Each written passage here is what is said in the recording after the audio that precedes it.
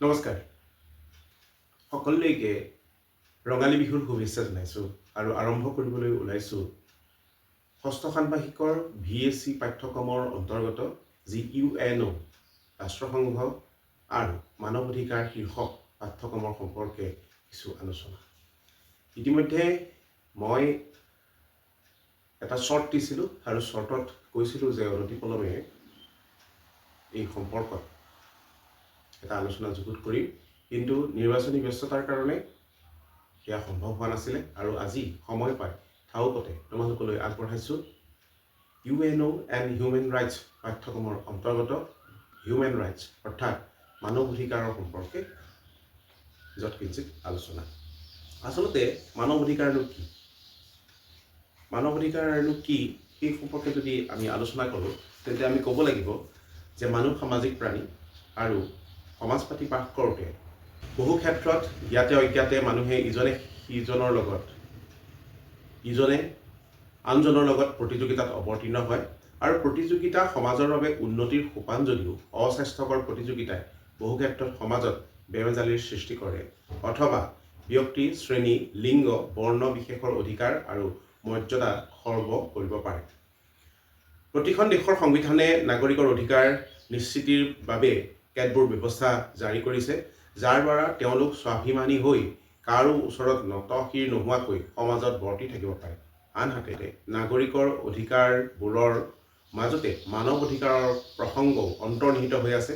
মানুহক নিজৰ অধিকাৰৰ প্ৰতি সজাগ কৰাৰ স্বাৰ্থত মানৱ অধিকাৰবোৰৰ প্ৰসংগ সৰ্বাত্মক। অৰ্থাৎ মানৱ অধিকাৰ হ'ল এনে কিছুমান অধিকাৰ যাৰ দ্বাৰা গণতান্ত্ৰিক দেশ এখনত মানুহে নিজে স্বাধীনভাৱে জীয়াই থকাৰ উপৰিও আনকো স্বাধীন চিতীয়া মনোভাৱেৰে জীয়াই থাকিবলৈ উৎসাহিত কৰে। আমি আজি থুলমূলকৈ মানৱ অধিকাৰৰ সম্পৰ্কত যেতিয়া আলোচনা কৰিবলৈ যাম তেতিয়া কেতবোৰ প্ৰিন্সিপল অৰ্থাৎ নীতি সম্পৰ্কে আজি আলোচনা কৰিবলৈ ওলাইছোঁ। আৰু এইখন কিতাপ মানৱ অধিকাৰ আৰু কাৰ্যকৰী তন্ত্ৰ, এখন মই বহুদিনৰ আগতে লিখিছিলোঁ। ইয়াৰ পৰাই এই আলোচনাটো কৰিবলৈ আগবাঢ়িছোঁ। সাধাৰণ অৰ্থত মানুহ হিচাপে জীয়াই থাকিবৰ বাবে প্ৰয়োজনীয় আৰু আনক হস্তান্তৰ কৰিব নোৱাৰা অধিকাৰসমূহকে মানৱ অধিকাৰ বুলি কোৱা হয়। গতিকে মানৱ অধিকাৰ বুলিলে কি বুজা হয়? যে সাধাৰণ অৰ্থত মানুহ হিচাপে জীয়াই থাকিবৰ বাবে প্ৰয়োজনীয় আৰু আনক হস্তান্তৰ কৰিব নোৱাৰা অধিকাৰসমূহকে মানৱ অধিকাৰ বোলা হয়। গতিকে মানৱ অধিকাৰ যিটো ধাৰণা, এই ধাৰণাটো আনক হস্তান্তৰ কৰিব নোৱাৰি। অৰ্থাৎ মই যি অধিকাৰ পাই আছোঁ, মই সমাজত যি অধিকাৰেৰে জীয়াই লাভ কৰিছোঁ, সেই অধিকাৰ মোৰ চুবুৰীয়াজনেও পাব লাগিব, তোমালোকেও পাব লাগিব। আৰু এই ক্ষেত্ৰত পুৰুষ নাৰী উভয়ে সমান অধিকাৰ লাভ কৰিব। এই অধিকাৰসমূহে ব্যক্তিক এটা সুন্দৰ আৰু সভ্য জীৱন যাপনৰ সুবিধা প্ৰদান কৰাৰ লগতে ব্যক্তিৰ সন্মান, মন কৰিবা দেই, ব্যক্তিৰ সন্মান, মৰ্যাদা আৰু শাৰীৰিক সুৰক্ষাৰ নিশ্চয়তা প্ৰদান কৰে। 20 শতিকাৰ 40 দশকত ৰাছিয়াৰ চিন্তাবিদ ইলিনৰ ৰুজভেল্টে মানুহৰ অধিকাৰক পোনপ্ৰথমে মানৱ অধিকাৰ হিচাপে প্ৰতিপন্ন কৰিছিল। গতিকে প্ৰথমতে 40 দশকত ৰাছিয়াৰ চিন্তাবিদ ইলিনৰ ৰুজভেল্টে মানুহৰ অধিকাৰক পোনপ্ৰথমবাৰৰ বাবে মানৱ অধিকাৰ হিচাপে অভিহিত কৰিছিল। এতিয়া মানৱ অধিকাৰৰ বিকাশ সম্পৰ্কে আমি আলোচনা কৰিম। প্ৰাচীন যুগৰ অধিবাসীসকলে মানৱীয় দৃষ্টিকোণেৰে বিচাৰ নকৰাকৈ ইটোৱে সিটোৰ অধিকাৰ বাবে যুঁজ বাগৰ কৰিছিল। যিখন যুঁজ আধুনিকতাৰ যাত্ৰাৰে বৰ্তমানো চলি থকা পৰিলক্ষিত হৈছে। আৰু মানৱ অধিকাৰৰ আন্দোলন কোনো এক নতুন ধাৰণা নহয়, ই পৃথিৱীৰ আদিমতম অৱস্থাৰ পৰাই বৰ্তমানো চলি আছে। ইয়াৰ বিকাশৰ যি ধাৰাবাহিকতা সেই সম্পৰ্কে যদি আমি আলোচনা কৰিবলৈ যাওঁ তেন্তে এই কথাকেইটা উল্লেখনীয় হ'ব। গ্ৰীক আৰু ৰোমান সভ্যতাৰ পৰাই মানৱ অধিকাৰ আৰম্ভ হৈছিলে বুলি চিন্তাবিদসকলে আলোচনা কৰে।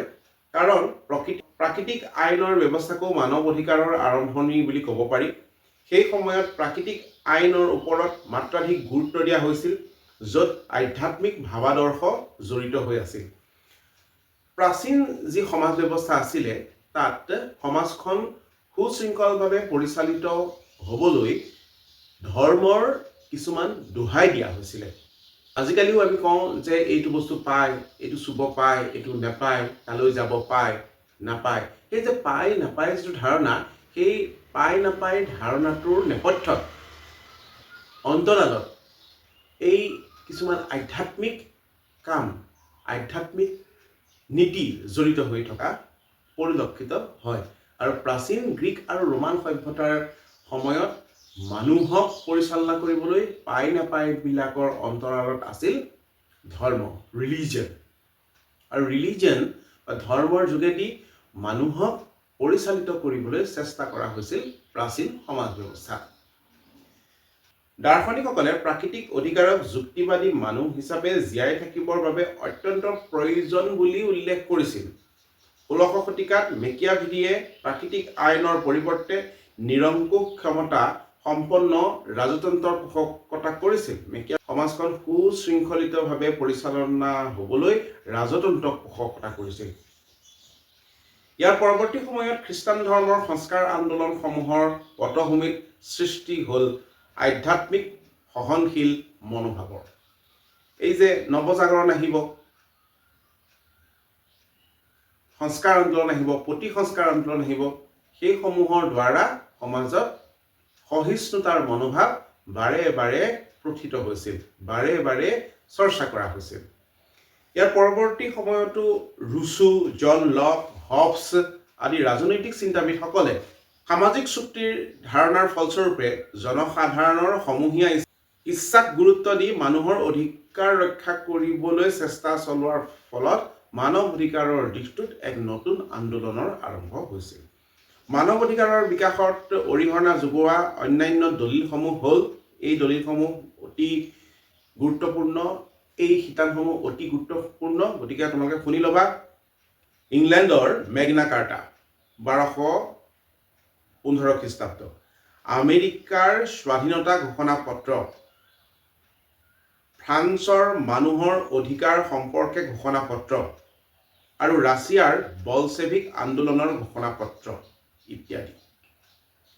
18শ শতিকাৰ শেষৰ ফালে ইউৰোপ আৰু উত্তৰ আমেৰিকাৰ দেশসমূহত প্ৰাকৃতিক অধিকাৰৰ ধাৰণাক ধৰ্মনিৰপেক্ষতা, যৌক্তিকতা আৰু গণতান্ত্ৰিকতাবাদৰ আধাৰত প্ৰতিষ্ঠা কৰাৰ কথা চিন্তা কৰাৰ সময়তে মানুহৰ অধিকাৰৰ ধাৰণাটো আৰম্ভ হৈছিল। গতিকে এই যিকেইখনৰ মই কথা ক'লোঁ, এইখন তোমালোকে আকৌ এবাৰ শুনি লোৱা। ইংলেণ্ডৰ মেগনা কাৰ্টা 1215 খ্ৰীষ্টাব্দ, আমেৰিকাৰ স্বাধীনতা ঘোষণা পত্ৰ 1774 খ্ৰীষ্টাব্দ, ফ্ৰান্সৰ মানুহৰ অধিকাৰ সম্পৰ্কে ঘোষণা পত্ৰ 1789 খ্ৰীষ্টাব্দ আৰু ৰাছিয়াৰ বলছেভিক আন্দোলনৰ ঘোষণা পত্ৰ 1917 খ্ৰীষ্টাব্দ। এতিয়া what is the definition of human rights? মানৱ অধিকাৰৰ সংজ্ঞাৰ সম্পৰ্কে আমি আলোচনা কৰোঁ। 1993 চনৰ ভিয়েনা ঘোষণা পত্ৰৰ 2 নং অনুচ্ছেদ মতে মানৱ অধিকাৰ আৰু মৌলিক স্বাধীনতাসমূহ সকলো মানুহৰ জন্মগত অধিকাৰ আৰু সেইবোৰৰ ৰক্ষণাবেক্ষণ আৰু বিকাশ সাধন কৰাটো চৰকাৰৰ প্ৰধান কৰ্তব্য। ভাৰত চৰকাৰৰ মানৱ সুৰক্ষা অধিকাৰ 2 নং অনুচ্ছেদত কোৱা হৈছে যে মানৱ অধিকাৰ হৈছে সংবিধানৰ দ্বাৰা সুৰক্ষিত আৰু আন্তৰ্জাতিক চুক্তি পত্ৰত সন্নিৱিষ্ট আৰু ভাৰতৰ ন্যায়ালয়ৰ দ্বাৰা বলবৎ যোগে ব্যক্তিৰ জীৱন, স্বাধীনতা, সমতা আৰু মৰ্যাদাৰ লগত জড়িত অধিকাৰ। ইয়াত এই পইণ্টকেইটা চাবা, ব্যক্তিৰ জীৱন, স্বাধীনতা, সমতা আৰু মৰ্যাদাৰ লগত জড়িত অধিকাৰ। ৰাষ্ট্ৰসংঘৰ মানৱ অধিকাৰ কেন্দ্ৰৰ মতে সেইবোৰ অধিকাৰেই জন্মসূত্ৰে লাভ কৰিছে আৰু যিবোৰৰ অবিহনে মানৱ হিচাপে জীয়াই থাকিব নোৱাৰে। অৰ্থাৎ সমাজ এখনত মানুহ এজন জীয়াই থাকিবলৈ, বৰ্তি থাকিবলৈ তেওঁ কিছুমান অধিকাৰ লাভ কৰিব লাগিব আৰু সেই অধিকাৰবিলাকেই হৈছে মানৱ অধিকাৰ। এইটো কোনে কৈছে? ৰাষ্ট্ৰসংঘৰ মানৱ অধিকাৰ কেন্দ্ৰই কৈছে। আন এজন চিন্তাবিদ নিকেলে কৈছে, নিকেলৰ মতে মানৱ অধিকাৰসমূহ হ'ল মৌলিক নৈতিক প্ৰতিৰক্ষা, যিবোৰ সকলো ৰাষ্ট্ৰ আৰু সংস্কৃতিৰ মানুহে তেওঁলোক কেৱল মানুহ বাবেই লাভ কৰে বুলি কোৱা হয়। বেনেটৰ মতে মানৱ অধিকাৰে ব্যক্তি আৰু ব্যক্তি সমষ্টিৰ স্বাধীনতাক বুজায়, যিবোৰে কোনো চৰকাৰৰ হস্তক্ষেপ বা তেনেধৰণৰ কাৰ্যৰ পৰা নিৰাপদ দূৰত্বত অৱস্থান কৰি নাগৰিকৰ মৰ্যাদা আৰু কল্যাণ নিশ্চিত কৰাৰ লগতে প্ৰতিৰক্ষা আৰু পদোন্নতি সুনিশ্চিত কৰে। দুৰ্গাদাস বসুৰ মতে মানৱ অধিকাৰ হৈছে এনে কিছুমান ন্যূনতম অধিকাৰ যিবোৰে প্ৰত্যেক ব্যক্তিক সমাজৰ অংশীদাৰ হোৱাৰ সুবাদত ৰাষ্ট্ৰ আৰু চৰকাৰী কৰ্তৃপক্ষৰ তত্বাৱধানত লাভ কৰে। গতিকে মানৱ অধিকাৰ হ'ল সেইবোৰ অধিকাৰ যিবোৰে জন্মগত, অহস্তান্তৰযোগ্য আৰু যিবোৰে ব্যক্তিৰ মৰ্যাদা অক্ষুণ্ণ ৰখাত সহায় কৰে। তো মানৱ অধিকাৰৰ জন্মগত বিকাশ, generation based development of human rights. প্ৰথম বিশ্বযুদ্ধৰ পাছত 1919 চনৰ 28 জুনত স্বাক্ষৰিত ভাৰ্চাই চুক্তিকে ধৰি অন্যান্য অনুষ্ঠানে সৰ্বসাধাৰণ মানুহৰ অধিকাৰসমূহৰ ৰক্ষণাবেক্ষণ তথা সাৰ্বজনীনকৰণৰ বাবে প্ৰচেষ্টা গ্ৰহণ কৰিছিল যদিও ই সম্পূৰ্ণ ফলপ্ৰসূ হৈ উঠা নাছিল। তোমালোক সকলোৱে জানা যে প্ৰথম বিশ্বযুদ্ধৰ পাছত সমগ্ৰ বিশ্বতে শান্তি প্ৰৱৰ্তাই মানুহৰ অধিকাৰ সুনিশ্চিত কৰাৰ স্বাৰ্থত জাতিসংঘৰ বিকাশ হৈছিল, কিন্তু এই জাতিসংঘ দীৰ্ঘদিনৰ বাবে কাৰ্যক্ষম হৈ থকা নাছিল, কাৰণ মানুহৰ মাজত থকা, দেশসমূহৰ মাজত থকা প্ৰচণ্ড যুদ্ধৰ প্ৰতি যি লালসা, সেই যুদ্ধৰ লালসাৰ আগত জাতিসংঘ নতশিৰ হ'বলৈ বাধ্য হৈছিল। কিন্তু জাতিসংঘই মানৱ অধিকাৰৰ ক্ষেত্ৰত এক নতুন দিগন্তৰ সূচনা কৰিছিল। সমসাময়িক ৰাছিয়াৰ কমিউনিষ্ট চৰকাৰে মানৱ অধিকাৰ সম্পৰ্কীয় নীতিৰ পৰিৱৰ্তে দলীয় কৰ্মীসকলৰ অধিকাৰৰ ওপৰতহে গুৰুত্ব আৰোপ কৰিছিল। ৰাছিয়াৰ কমিউনিষ্ট শাসক কৰ্তৃপক্ষই গণতন্ত্ৰক কোনো প্ৰকাৰে স্বীকৃতি দিয়া নাছিল। লাহে লাহে কমিউনিষ্ট বিকাশ ইউৰোপৰ আন দেশলৈও বিয়পি পৰিছিল। ইউৰোপৰ পুঁজিবাদী আৰু সাম্ৰাজ্যবাদীসকলে তেওঁলোকৰ বিপদৰ গুণ পাই কমিউনিষ্ট আৰু পুঁজিবাদী সমৰ্থক নেতাসকলক এক মধ্যম পন্থা হিচাপে লৈ সমাজবাদৰ ধাৰণাটো জন্ম দিছিল। এই সমাজবাদৰ ধাৰণাটোৰ পাছত 1929 চনত আন্তৰ্জাতিক আইন প্ৰতিষ্ঠানে মানুহৰ অধিকাৰ শীৰ্ষক নীতি নিৰ্দেশনা কিছুমান ঘোষণা কৰিছিল, যিবোৰক ৰাষ্ট্ৰবোৰৰ আইনৰ অনুশাসন হিচাপে মানি লোৱাত পোষকতা কৰে। সেইবোৰ হ'ল প্ৰত্যেক ব্যক্তিকে জীয়াই থকাৰ বাবে সমান অধিকাৰ প্ৰদান কৰাৰ উপৰিও স্বাধীনতা আৰু পূৰ্ণ মৰ্যাদা সহকাৰে জীয়াই থকাৰ সুবিধা দান কৰিব লাগিব, নিজা নিজা ধৰ্ম বিশ্বাসেৰে সকলোকে মুক্তভাৱে বসবাস কৰাৰ স্বাধীনতা প্ৰদান কৰিব লাগিব, মুক্ত মনে যিকোনো ভাষাৰ শিক্ষা গ্ৰহণ কৰাৰ ক্ষেত্ৰত বা তেনে ভাষা গ্ৰহণ কৰাত ব্যক্তিক স্বীকৃতি প্ৰদান কৰিব লাগিব, জাতি ধৰ্ম বৰ্ণ ভাষা নিৰ্বিশেষে সকলোকে আৰ্থিক কাৰ্য সম্পাদনত সমান সুবিধা প্ৰদান কৰিব লাগিব, প্ৰত্যক্ষ বা পৰোক্ষ সকলো ধৰণৰ বৈষম্যৰ বিৰোধিতাৰে সমতাৰ নীতিক স্বীকৃতি দিব লাগিব, জাতি বৰ্ণ লিংগ বা ভাষাৰ ভিত্তিত কোনো ৰাষ্ট্ৰই জাতীয়তা প্ৰত্যাহাৰৰ দৰে সিদ্ধান্তসমূহ ল'ব নোৱাৰিব আৰু ঘোষণাপত্ৰত উল্লিখিত অধিকাৰসমূহৰ পৰা ব্যক্তিক বঞ্চিত কৰিব নোৱাৰিব। এইকেইটা হ'ল মূল পইণ্ট মানৱ অধিকাৰৰ ক্ষেত্ৰত। এই পইণ্টকেইটা তোমালোকে পুনৰবাৰ শুনি ল'বা। অ'কে, নেক্সট আহিব আন্তৰ্জাতিক মানৱ অধিকাৰৰ যি বিধেয়ক আছিলে, international bill of human rights. 1946 চনৰ 29 জানুৱাৰীত ৰাষ্ট্ৰসংঘৰ সাধাৰণ সভাই মানৱ অধিকাৰৰ সম্পৰ্কত এখন আয়োগ গঠন কৰাৰ বাবে অনুমোদন জনায়। এই আয়োগে মানৱ অধিকাৰ সম্পৰ্কীয় বিধেয়ক ৰচনাৰ উদ্দেশ্যে এখন খচৰা কমিটি গঠন কৰে। খচৰা সমিতিখনে মানৱ অধিকাৰ প্ৰৱৰ্তনৰ ক্ষেত্ৰত 3খন ঘোষণা পত্ৰ প্ৰস্তুত কৰি উলিয়ায়। 1. আন্তঃৰাষ্ট্ৰীয় মানৱ অধিকাৰ ঘোষণা পত্ৰ, international declaration of human rights. 2. মানৱ অধিকাৰ বিষয়ক আন্তৰ্জাতিক চুক্তিপত্ৰ, international covenant of human rights. 3 নম্বৰ মানৱ অধিকাৰ কাৰ্য উপায়, reassure for implementation of human rights. Louis B Sohn নামৰ চিন্তাবিদজনে মানৱ অধিকাৰৰ ক্ৰম বিৱৰ্তনক 3টা প্ৰজন্মৰ ভিত্তিত আলোচনা কৰিছে।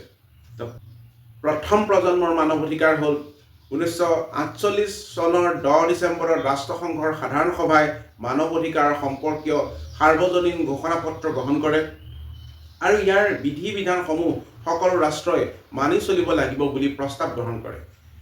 প্ৰথম প্ৰজন্মৰ মানৱ অধিকাৰে ব্যক্তিৰ পৌৰ আৰু ৰাজনৈতিক অধিকাৰক বুজায়। দ্বিতীয় প্ৰজন্মৰ মানৱ অধিকাৰে ব্যক্তিক সামাজিক, অৰ্থনৈতিক আৰু ৰাজনৈতিক সুৰক্ষা প্ৰদান কৰে। দ্বিতীয় প্ৰজন্মৰ মানৱ অধিকাৰসমূহ ভোগ কৰাৰ ক্ষেত্ৰত বিশেষ ভূমিকা গ্ৰহণ কৰাৰ চুক্তিপত্ৰ দুখন হ'ল সাৰ্বজনীন ঘোষণাপত্ৰ আৰু মানৱ অধিকাৰ সম্পৰ্কীয় ঐচ্ছিক প্ৰট'কল। মানৱ অধিকাৰৰ বিকাশৰ এই স্তৰতে 1974 চনৰ 3 জানুৱাৰীত অৰ্থনৈতিক, সামাজিক আৰু সাংস্কৃতিক অধিকাৰ চুক্তিপত্ৰ আৰু 1974 চনৰ 23 মাৰ্চৰ পৰা পৌৰ আৰু ৰাজনৈতিক অধিকাৰ চুক্তিপত্ৰ বলবৎ কৰা হয়।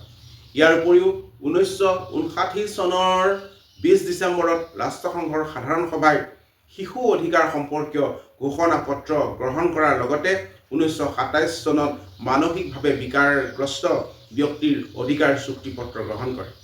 তৃতীয় প্ৰজন্মৰ মানৱ অধিকাৰ, থাৰ্ড জেনেৰেশ্যন হিউমেন ৰাইটছ। তৃতীয় প্ৰজন্মৰ মানৱ অধিকাৰসমূহৰ প্ৰায়ভাৱেই ৰাষ্ট্ৰৰ বিচাৰাধীন আৰু কৰ্তৃত্বাধীন। এই পৰ্যায়ৰ মানৱ অধিকাৰবোৰ ব্যক্তি, সমাজ কল্যাণ, চৰকাৰী, বেচৰকাৰী আদি ক্ষেত্ৰসমূহৰ লগত জড়িত। শান্তি, বিকাশ, পাৰিপাৰ্শ্বিকতা, মানৱীয় মূল্যবোধ আদি বিষয়বোৰৰ লগতো ই জড়িত। তৃতীয় প্ৰজন্মৰ মানৱ অধিকাৰৰ অন্তৰ্ভুক্ত কৰিব পৰা উল্লেখযোগ্য আন্তঃৰাষ্ট্ৰীয় আইন বা চুক্তিপত্ৰসমূহ হ'ল ৰাষ্ট্ৰসংঘৰ পৰিৱেশ সন্মিলন আৰু উন্নয়ন, 1993 চনৰ ভিয়েনা ঘোষণাপত্ৰ, 1986 চনৰ মানৱ অধিকাৰ বিকাশ সম্পৰ্কীয় ঘোষণাপত্ৰ। এইকেইখন হ'ল অতিকে জৰুৰী। তৃতীয় প্ৰজন্মৰ মানৱ অধিকাৰে মূলতঃ নাগৰিকৰ পৌৰ আৰু ৰাজনৈতিক তথা সামাজিক অধিকাৰসমূহৰ ওপৰত গুৰুত্ব প্ৰদান কৰিছে। ইয়াত অন্তৰ্ভুক্ত হোৱা অধিকাৰসমূহ হ'ল, ইয়াত 5টা অধিকাৰ আছে। এই 5টা অধিকাৰ হ'ল সকলো ধৰণৰ মানৱীয় আত্মনিৰ্ধাৰণৰ অধিকাৰ, অৰ্থনৈতিক আৰু ৰাজনৈতিক, সামাজিক আৰু সাংস্কৃতিক বিকাশৰ অধিকাৰ, স্বাস্থ্যসন্মত পৰিৱেশ লাভ কৰাৰ অধিকাৰ, যুদ্ধ, হিংসা আদিৰ দ্বাৰা ক্ষতিগ্ৰস্তসকলৰ মানৱীয় সাহায্য পোৱাৰ অধিকাৰ আৰু শান্তিৰ অধিকাৰ। এইকেইটাই হ'ল মানৱ অধিকাৰ, হিউমেন ৰাইটছ সম্পৰ্কৰ প্ৰাথমিক যিকেইটা তত্ত্ব বা সিদ্ধান্ত, সেই সিদ্ধান্তকেইটা। গতিকে ছাত্ৰ বন্ধুসকল, মই ইতিমধ্যে তোমালোকৰ স্ক্ৰীণত বিষয়সমূহ দিছোঁ ফটো মাৰি। অনুগ্ৰহ কৰি সেই বিষয়সমূহ এবাৰ চাবা, কেনে পালা মোক জনাবা। আজিলৈ ইমানেই। তোমালোকে ভিডিঅ'টো চাবা আৰু মোক জনাবা যে এই ধৰণে বুজালেই তোমালোকে বুজি পোৱাত সহজ হ'বনে নহয়। ধন্যবাদ।